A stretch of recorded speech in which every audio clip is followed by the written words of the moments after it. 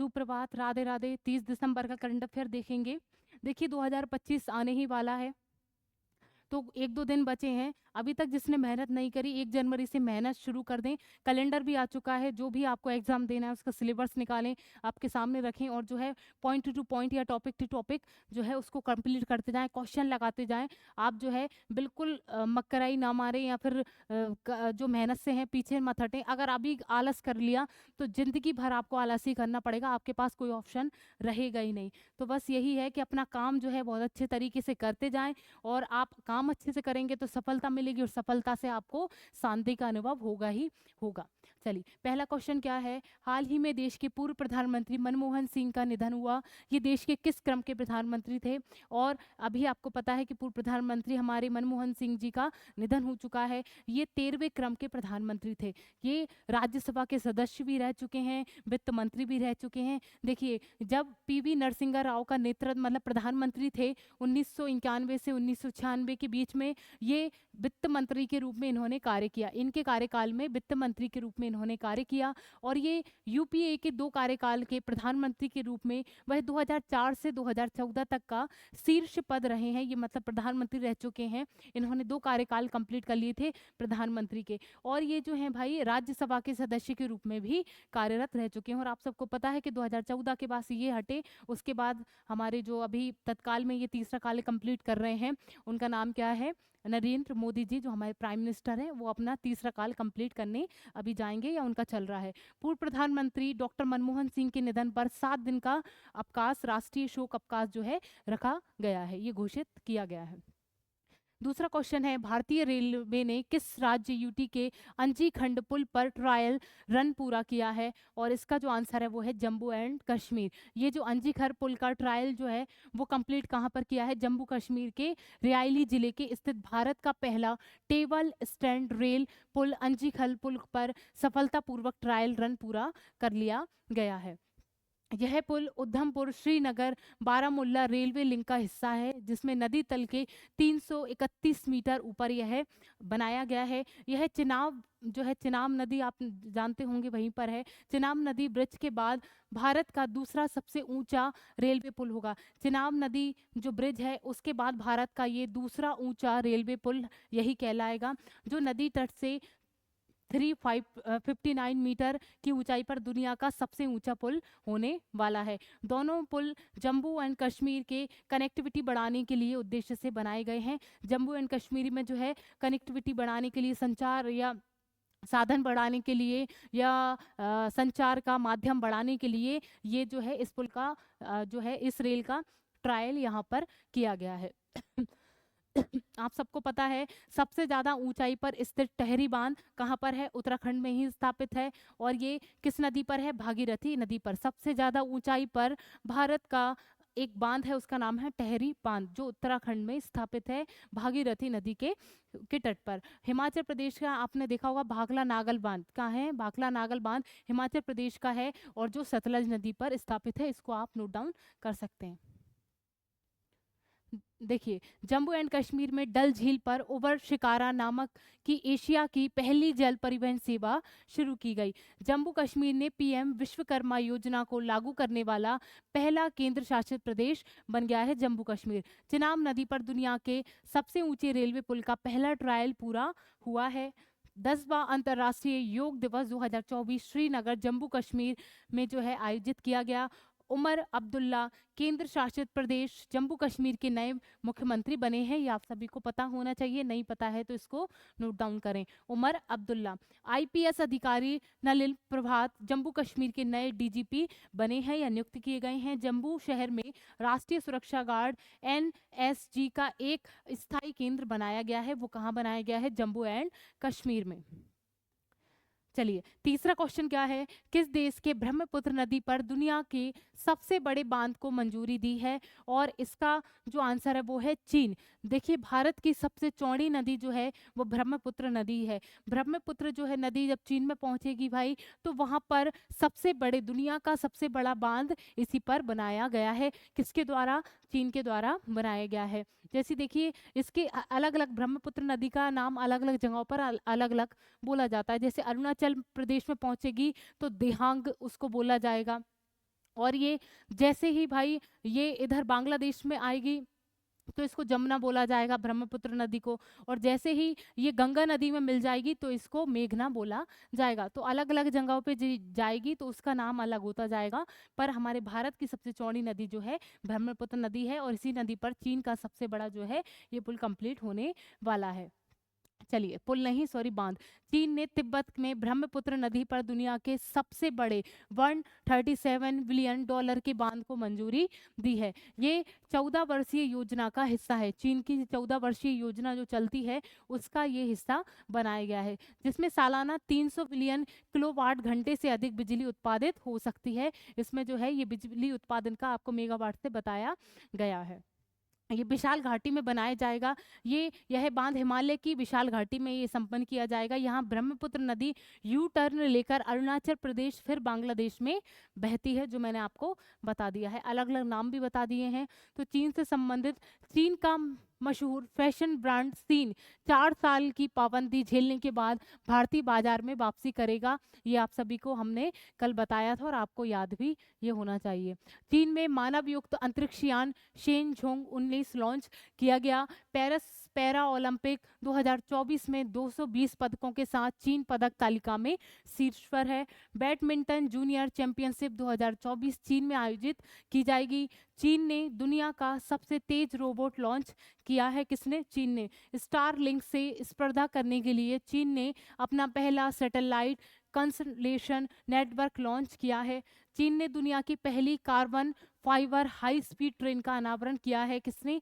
चीन ने किया है। अंतरराष्ट्रीय अंतरिक्ष स्टेशन पर सबसे लंबी एकल स्पेस वॉक का रिकॉर्ड चीन के अंतरिक्ष यात्रियों ने भी बनाया है। अंतरिक्ष यात्रियों ने ये रिकॉर्ड बनाया है। स्टारलिंक जो है ये एलन मस्क की कंपनी स्पेस एक्स के द्वारा कंप्लीट की गई थी, या जो है बनाया गया था।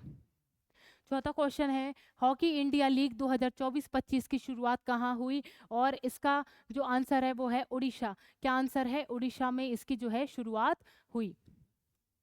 और ये भी आपको पता है कि खो खो वर्ल्ड कप जो हमारा भारत का पहला होने वाला है, ये वर्ल्ड कप खो खो के क्षेत्र में, तो वो कहाँ पर आयोजित किया जाएगा? वो दिल्ली में आयोजित किया जाएगा। खेलो इंडिया यूथ जो गेम है वो बिहार 2025 में आयोजित करेगा। आयोजन कंट्री जो है राज्य है वो कौन सा है? वो है बिहार। ये आप अच्छे से याद रखें। और जो है अभी जो नेशनल गेम होंगे 38वें नेशनल गेम, वो कहाँ पर आयोजित किए जाएंगे? वो किए जाएंगे उत्तराखंड में। हॉकी इंडिया लीग 2024-25 उड़ीसा के राउरकेला के बिरसा मुंडा हॉकी स्टेडियम में शुरू होगी।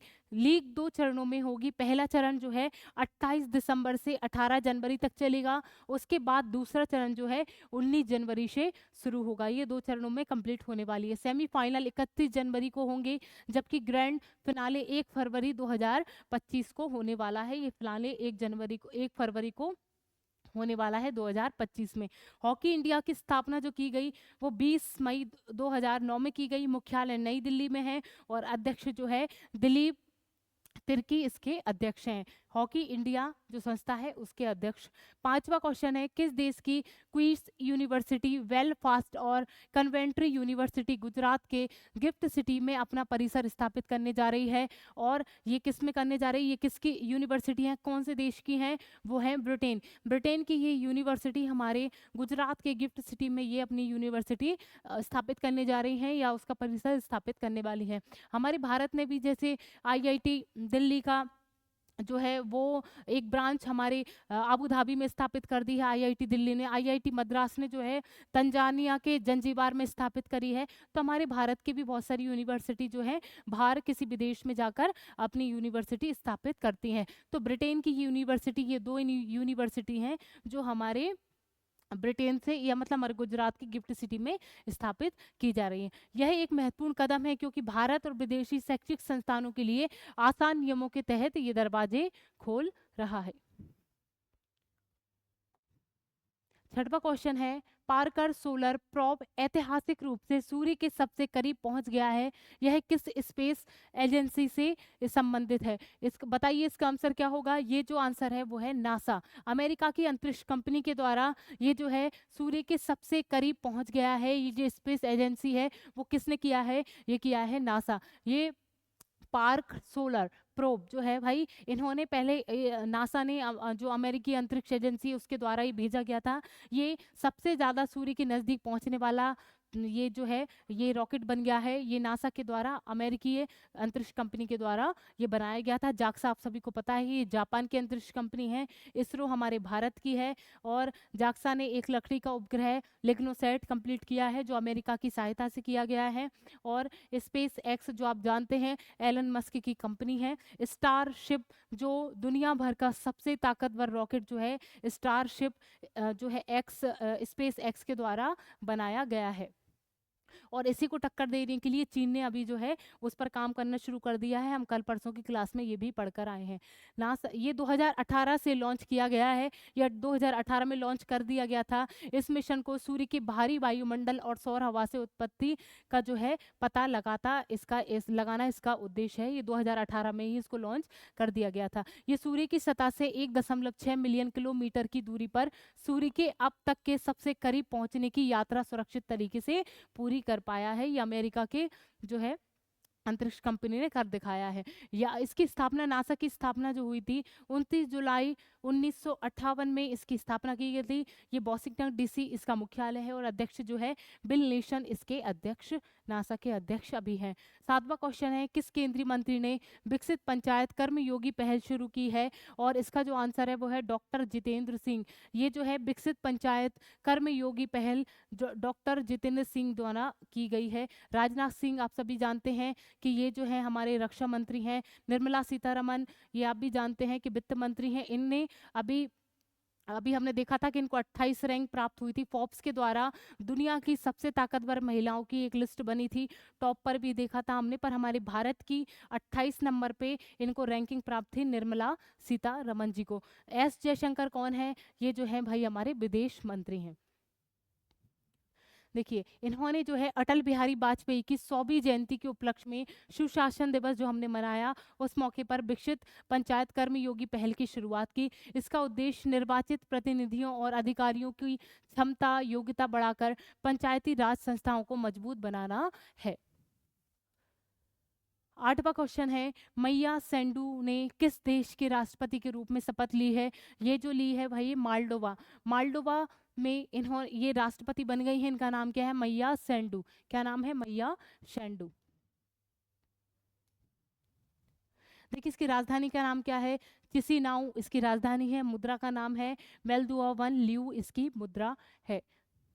ठीक है, ये दूसरे काल के लिए यूरोपीय देश की राष्ट्रपति की शपथ ली। इनका दूसरे कार्यकाल जो है कंप्लीट होने वाला है, या अभी दूसरे काल में प्रवेश करने वाली है। 9वां क्वेश्चन है, मेलबर्न क्रिकेट क्लब ने किस पूर्व भारतीय क्रिकेटर को क्लब सदस्यता से सम्मानित करने का ऐलान किया है? आप जो है क्लिप देखकर अच्छे से बता सकते हैं कि इनका नाम जो है सचिन तेंदुलकर। ये जो है एक क्रिकेटर, सभी जानते हैं इनके बारे में तो बताने की आवश्यकता है नहीं। तो ये ऑस्ट्रेलिया की सबसे पुराने खेल क्लबों में से एक एमसीसी की स्थापना 1838 में की गई। ये जो है जिसने सम्मानित किया वो ऑस्ट्रेलिया की एक सबसे पुरानी खेल क्लबों में से एक है, प्रतिष्ठित है, जो ऑस्ट्रेलिया से संबंधित है, जो हमारे भारतीय खिलाड़ी सचिन तेंदुलकर को जो है सम्मानित करने का इन्होंने ऐलान किया है। चलिए, इनको जो है भारत रत्न प्राप्त हुआ था 2014 में। कब हुआ था? 2014 में इनको भारत रत्न प्राप्त हुआ था।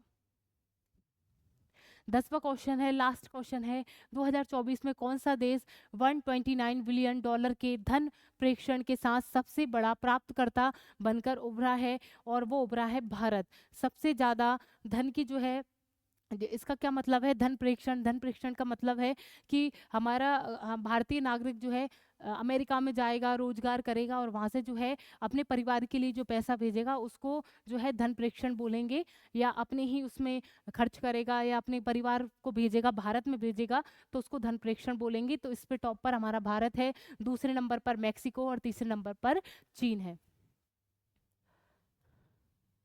देखिए ये जो है 2024 में हमारा भारत सबसे नंबर पे है, पहले नंबर पे भारत, फिर दूसरा है मेक्सिको, फिर है चीन। 2024 में धन प्रेषण की वृद्धि में 2023 में कितना प्रतिशत रहा था? 1.2% की तुलना में, मतलब 2023 में रहा था, अब जो हो गया है बढ़कर 5.8% का अनुमान लगाया जा रहा है। पिछले दशकों से जो है धन प्रेषण 57% की वृद्धि हुई है, जबकि एफडीआई में 41% की गिरावट आई है। एफडीआई क्या भाई?